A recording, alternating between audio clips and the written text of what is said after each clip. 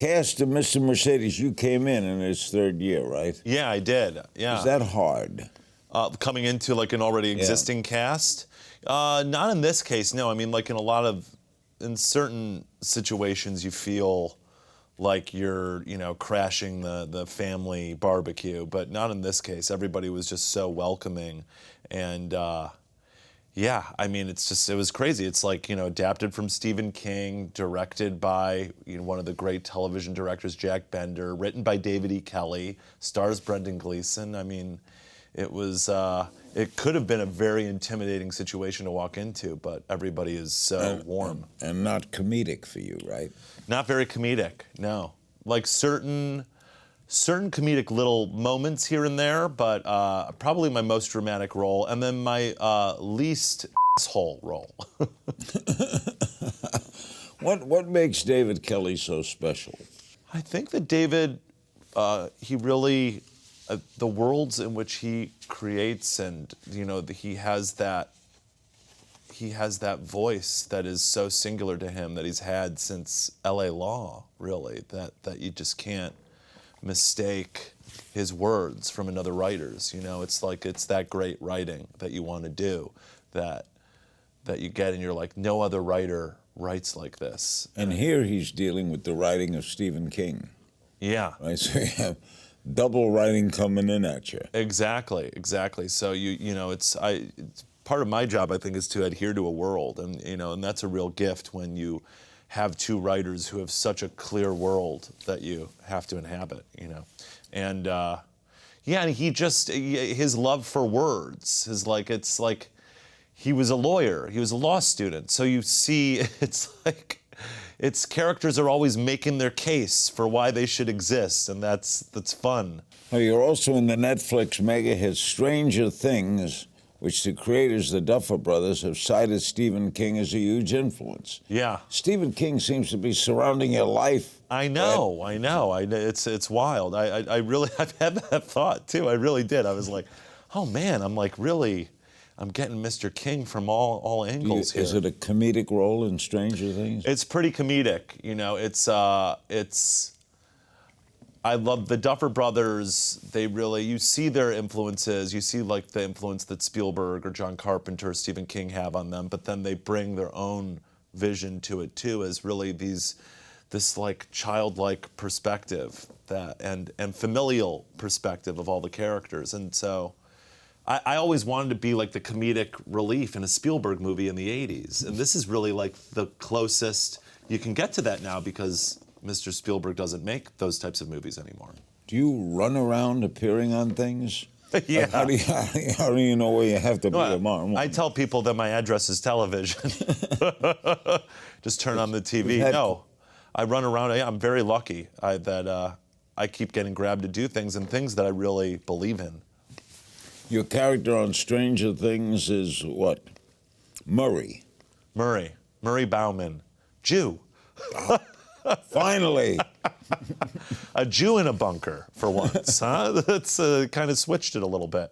Yeah, no, he's a good guy, but he's a bit of a curmudgeon. He's a bit of a grouch. What happens to Murray in the next season? Oh, I don't know. Yeah, how does that work? They're very secretive. Why?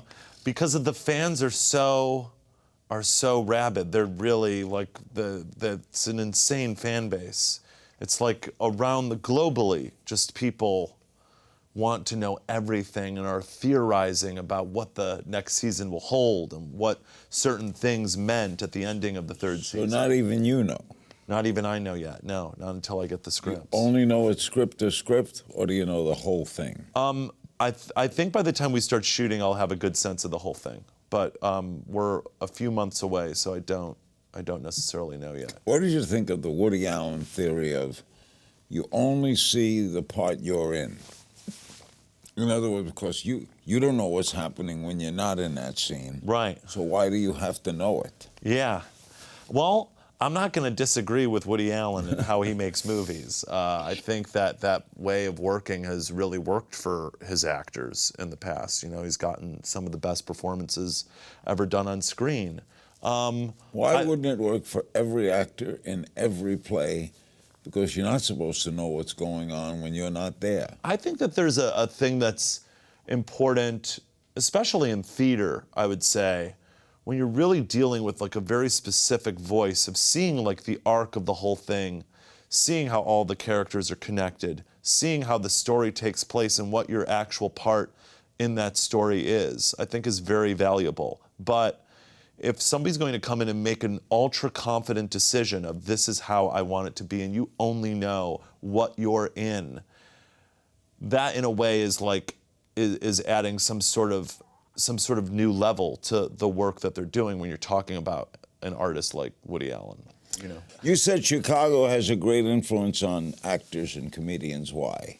Well, first of all, I think that it's got this very visceral approach to the work, whether you're talking about the comedy that came up there, the comedic actors that came up there, people like Belushi, Bill Murray, Chris Farley, or you're talking about places like Steppenwolf and The Goodman, and you have, Malkovich and Sinise and writers like David Mamet, writing these incredible. It seems to there's a roughness to it that fuels the art that's very singular to that city, and I think it sends fireballs out into the business. Are you comfortable in all types of comedy? Yeah, I'd say so, except bad. I don't feel very comfortable in bad comedy. Right. But sometimes you don't know.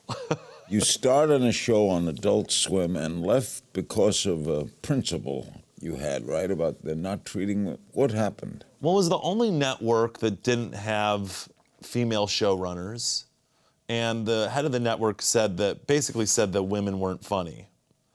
And then they also greenlit this, while they weren't letting women run shows and having that opinion of them, they were getting, these guys who were like alt-right trolls on the internet and gave them a show in which they like had characters in blackface, they're throwing women through tables, they have like Nazi imagery in their show, and basically, and even more than that, like it was just their presence on social media that like, I was like, why are you letting these types of people, I don't wanna, you guys have gone nuts. What did they say to you?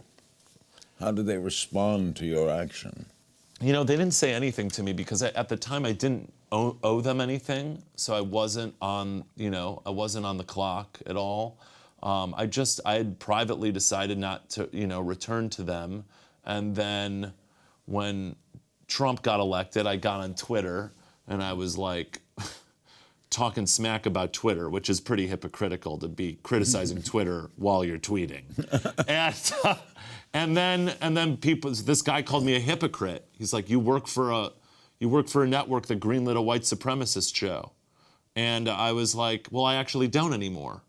And that was the first that the network had heard about it.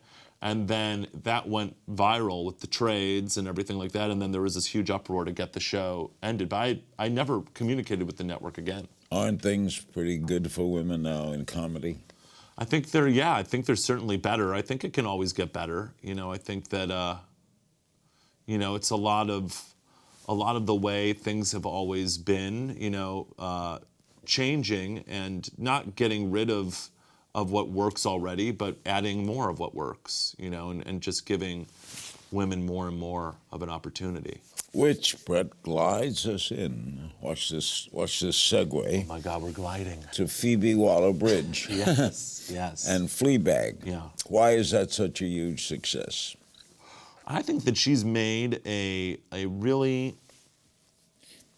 I would say, one of the most authentic feminist pieces that British, right? Yeah, British, and just the level of talent, depth, comedic understanding, the way that she can write jokes while at the same time dig deep into a character's pathos of all her characters, and the way that she loves her characters, no matter how flawed they are. She loves my character. Martin, yeah. She loves Martin. She loved writing Martin. She, you can tell from the last monologue of the last episode that she sees the humanity in him. I think somebody who's able to be that big of a mess, but then still come out of it. Do you think the show will continue? I don't. No, I mean, she said she's not going to do any more. She might be lying, but Why? She's such an artist. Yeah, no, she's always, I mean, after the first season, she said she might not do a second season. She's always just where she's at. I think that's part of the reason she's so good, is that she marches to the beat of her own drum, and she just, if she doesn't feel inspired or doesn't see that she has to do it, she won't do it. Do you like Martin? I do like Martin. I feel very bad for Martin. Why? Because I think that all of his actions are driven from a real sense of loneliness and self-hatred. The fact that his marriage is ending and has been ending for years and has been dead for years, and is in that sort of like, spiral of, is it me? Is it her? It's both of you. He's married to this workaholic who doesn't really love him, yet he's also done things probably to make her not love him. And to be in that panic in your life, and you're an alcoholic, you're gonna make a lot of mistakes. When you take a role, do you have to like the character? I think so. I mean, I think I have to find the humanity in them. I can step away and be like, this is a bad guy. But if I see that, I will find the way in which they're not, because that's how we have to play them. As a friend of mine said, if you're assigned to play Hitler, Hitler didn't hate himself. He didn't comb his hair in the morning and say, I am evil, right? Right. So you can't think of him as evil when you're playing him, right? No, you can't. Which to me is awfully difficult. I would think, yeah, no, it would be. It would be very difficult. But I guess you would have to go deep into what drove him to feel like he had to do what he did.